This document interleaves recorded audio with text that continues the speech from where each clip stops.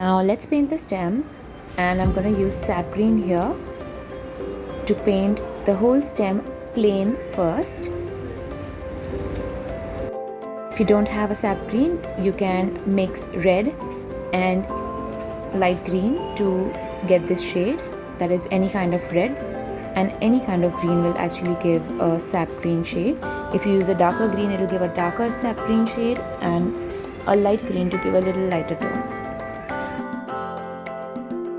Now I'm going to fill in the darker shades towards the lower area of the stem, and I'm taking black first and dipping it in the sap green later and making the shade directly on my brush. If you're not comfortable with that, you can remove a little bit of green in your palette and add a little bit of black, make a darker shade in the palette and then apply it.